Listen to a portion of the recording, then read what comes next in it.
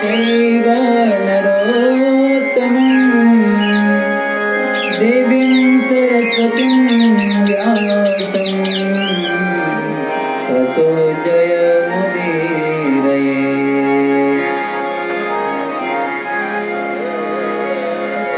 जय जय जय हे वीणापाणि, जय जय जय हे वीणापाणि।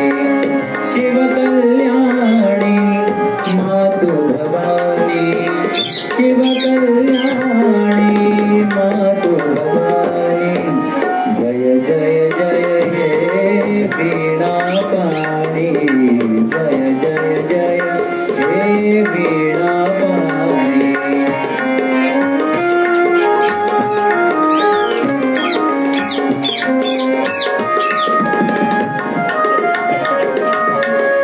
आज सुरों के दीप जला दे, आज सुरों के दीप जला दे। रोम रोम संगीत जगा दे, रोम रोम संगीत जगा दे। जय जय जय हे वीणापाणि, जय जय जय हे वीणापाणि। शिव कल्याणी मातु भवानी, शिव कल्याणी मातु भवानी।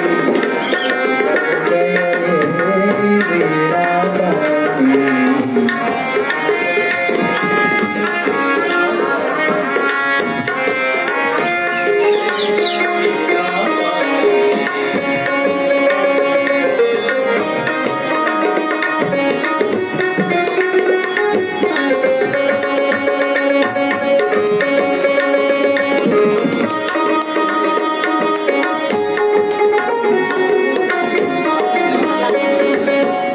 सप्त सुरों की तो महारानी, सप्त सुरों की तो महारानी।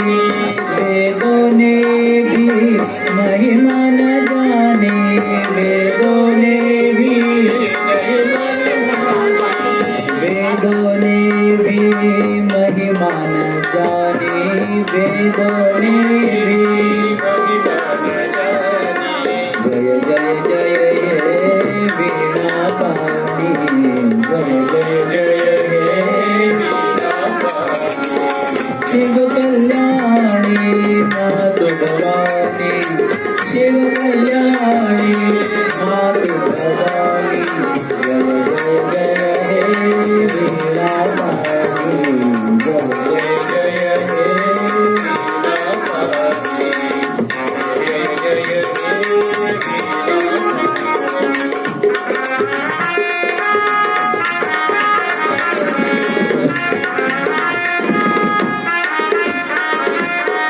बोलत घुंघरू बाजे पायलिया, बोलत घुंघरू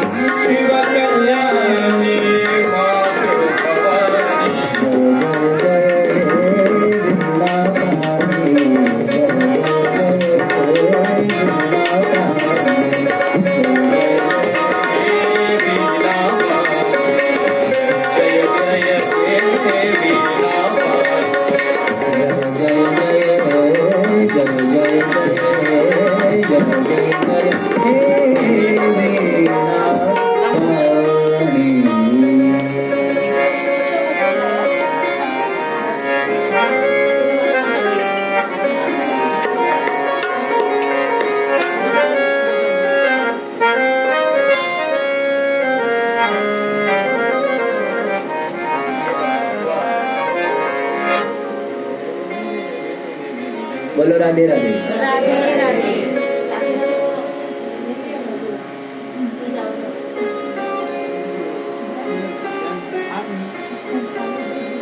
सूत ऋषि कहते हैं,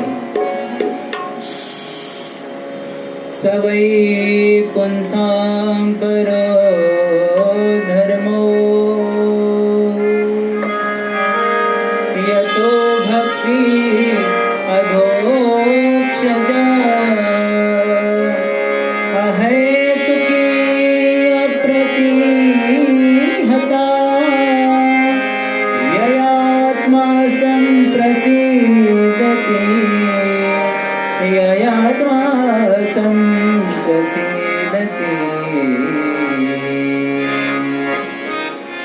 संसार में जितने भी जीव हैं, सारे मनुष्यों का एक ही धर्म है, अधोक्षज भगवान श्री कृष्ण की भक्ति करना। सवै पुंसां परो धर्म यतो भक्ति अधोक्षज। और यह भक्ति हम करते हैं तो इस भक्ति में कोई उद्देश्य ना हो। भक्ति हम करते हैं, माला हम जपते हैं, भगवान की आरती हम करते हैं, पूजा भी हम करते हैं, लेकिन कर्म, पूजा, माला सब हाथ से चल रही है। दिमाग में क्या चलता है? हमारे कष्ट, हमारे दुख, हमारी पीड़ाएं, हमारी कामनाएं, बैकग्राउंड में वो सब चलते रहता है। कह रहे मैं माला जप रहा हूँ, भगवान कृपा करेंगे, जल्दी मुझे पैसा मिल जाएगा, मुझे धन दौलत मिल जाएगी, मुझे सारी मेरी इच्छाएं पूर्ण हो जाएगी। अरे भैया, तू भगवान का भजन कर रहा है कि कामनाओं का भजन कर रहा है? भजन तो कामनाओं का चल रहा है, भगवान का कहाँ? दिखने में भगवान दिख रहे कि भगवान की सेवा पूजा चल रही है, पर अंतर मन से पूछो क्या चल रहा है? संसार के दुख कष्ट जो भी है हमारे, वो सब कामनाओं में आ रहे। ठीक है, भगवान से मांगता है भक्त, दुख भगवान को सुनाता है, सुनाना भी चाहिए।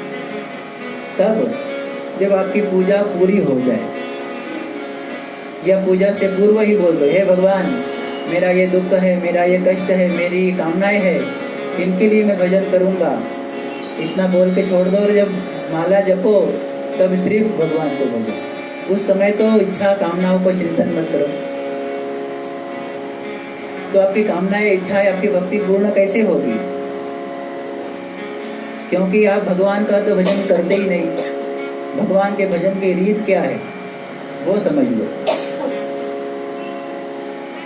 कामना, इच्छा, दुख, कष्ट पहले बोलो या बाद में, पर जब भी माला जपो, पूजा करो, तब पूर्ण रूप से हरि की और अपने मन को लगा दो, अपने इंद्रियों को लगा दो। पर यहाँ पर कहा है कि भक्ति और पूजा में, माला में कामना न हो, हेतु रहित भक्ति करनी चाहिए। हेतु जो भी हम भगवान की भक्ति में रखते हैं वह तो व्यवहार हो गया, व्यापार हो गया। हे भगवान, आपकी मैं 10 माला जप रहा हूँ, मुझे 10 करोड़ धन चाहिए, ये तो व्यवहार हो गया। आपके माला जपी, भगवान का नाम जपा, बदले में धन लिया।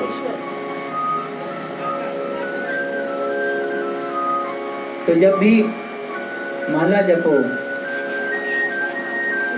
तब हेतु रहित जपो कि मुझे सिर्फ और सिर्फ आपकी भक्ति चाहिए, आपका प्रेम चाहिए, श्री हरि मुझे सिर्फ आप ही चाहिए। इस हेतु से भगवान की भक्ति करें। हम मांग भी लेंगे, हरि के सामने कामना भी करेंगे, हेतु भी रखेंगे, तो हम क्या रखेंगे? उस हेतु में संसारी चीज ही होगी, और संसारी चीज दुख देगी, निश्चित है। भगवान चाहते हैं कि मेरे भक्त को ऐसा कुछ दूं कि इसको कभी मांगने की इच्छा ही ना हो। ये सर्वसमर्थ हो जाए, पर हम भगवान जो देना चाहते हैं वो लेने कहाँ बैठे हैं? हमें तो अपने हिसाब से चाहिए। हमें लगता है कि ये मिल जाएगा तो हम सुखी हो जाएंगे, ये संसारी वस्तु मिल जाए, ये कामना पूर्ण हो जाए तो हम सुखी हो जाएंगे, पर उसमें सुख नहीं। आज तक आपने कितना प्रयास किया, कितनी कामनाएं करी, कुछ पूर्ण भी हुई, क्या परमानेंट सुख हो पाए? नहीं हो पाए।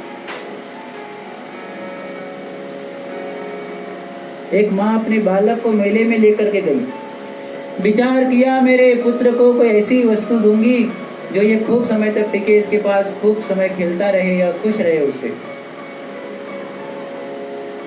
पर बच्चा देखता है बलून्स, माँ मुझे बलून चाहिए, गुब्बारा चाहिए। माँ कहती है बेटा क्या करेगा?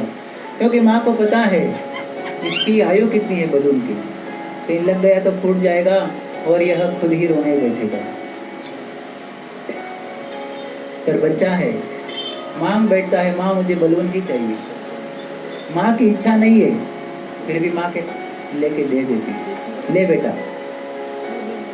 अब वो खेलता है, कहीं लग गया, फूट गया बलून, तो रोने लग जाता है, बलून फूट गया।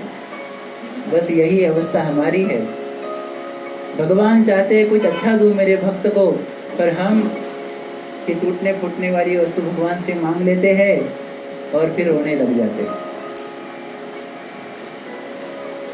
इसलिए भगवान से यह मांगो कि कोई कामना न हो मेरे लिए, कोई इच्छा न हो।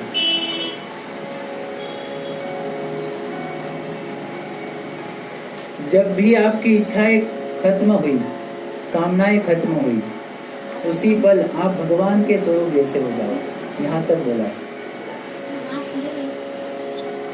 उसी पल जीव उस भक्ति रस के असीम अनुभव को, श्रेष्ठ रस को अनुभव करता है।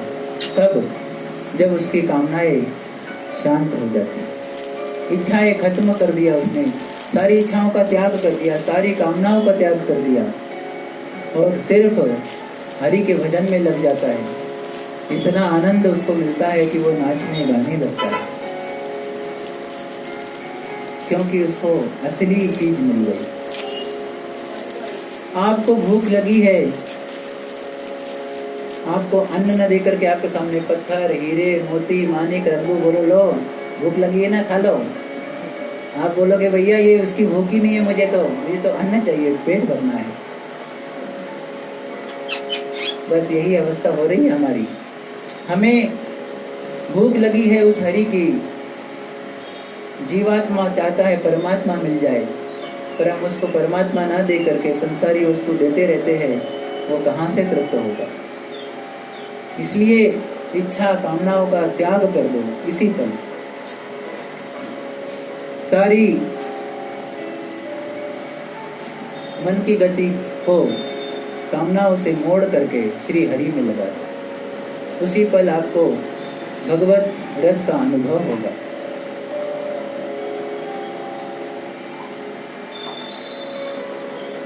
एक राजा था, उसने सोचा आज मेरा जन्मदिन है, जो भी मेरे द्वार पर आएगा मुंह मांगी उसको रकम दूंगा, मुंह मांगा उसको धन दूंगा, जो वो मांगेगा। एक व्यक्ति घूमता घामता आया, राजा ने देखा, पूछा हाँ क्या चाहिए? बोला कुछ नहीं, 50 पैसे चाहिए, बीड़ी पीनी है मुझे।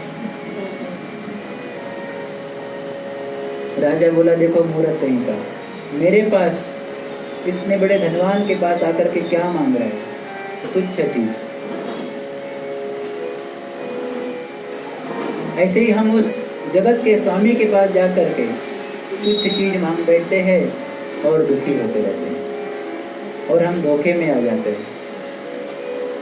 तो उसके पास जा करके उसी को मांग लो, वो जब आपका हो जाएगा तो सारा संसार आपका हो जाएगा।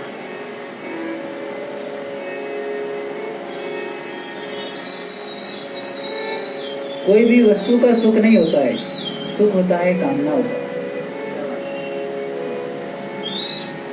जिसके पास घर नहीं वो सोचता है बस घर हो जाए ना, मैं परम सुखी हो जाऊंगा इस जीवन में। खूब प्रयास करता है, ढूंढता है जमीन, घर ले लेता है, लेकिन वह सुख, वह आनंद सप्ताह भर, महीना भर रहता है और फिर खत्म हो जाता है। घर का सुख नहीं है, सुख था कामना का। इच्छा पूर्ण हुई और समझ रहा है खुद को खुश हो गया। तो ऐसे ही हम जब भक्ति करते हैं हरि की, तो वह भक्ति हेतु रहित हो, कामना रहित हो।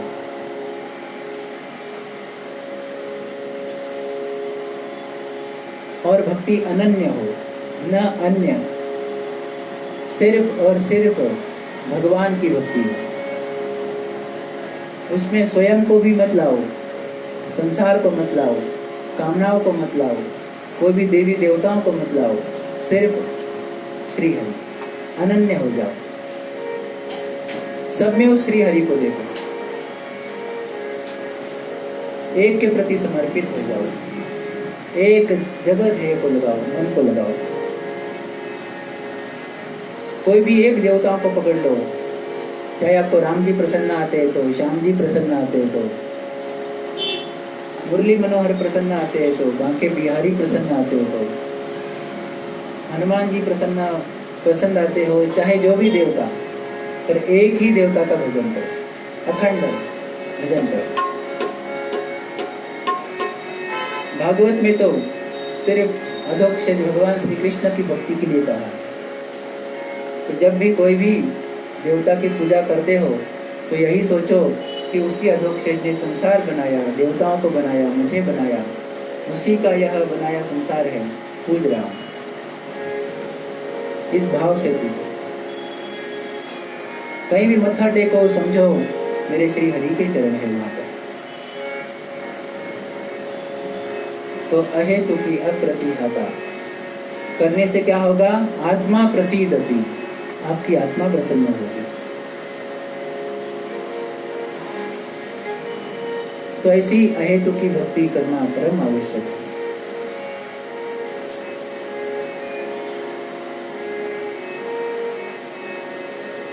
शौनक आदि ऋषियों ने पूछा कि महाराज भागवत की उत्पत्ति कैसे हुई? तो कहते हैं वेद व्यास जी महाराज, इनके पुत्र है शुक मुनि, उनसे यह भागवत संसार को प्राप्त हुई।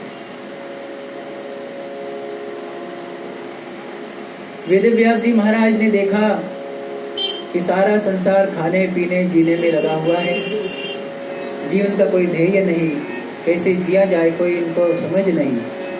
इसीलिए एक पूरा वेद था ऋग्वेद, इसके 4 वेद बनाए, 4 उपवेद बनाए, पंचम वेद महाभारत बनाया, 6 शास्त्रों की रचना करी इससे पूर्व, सब रच दिया, फिर भी उनके मन में समाधान नहीं था। क्योंकि श्री हरि की रचना उनसे हो रही थी। नारद जी वहां पर आए और पूछे कि वेद व्यास जी महाराज क्यों दुखी हो रहे हो,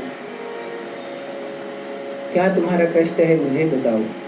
तब कहते क्या बताओ, मैंने एक वेद के 4 वेद बनाए, 17 पुराण रचे, 6 शास्त्र रचे, पंचम वेद महाभारत रच दिया, फिर भी मेरे मन में कोई समाधान नहीं, कोई सुख चैन नहीं।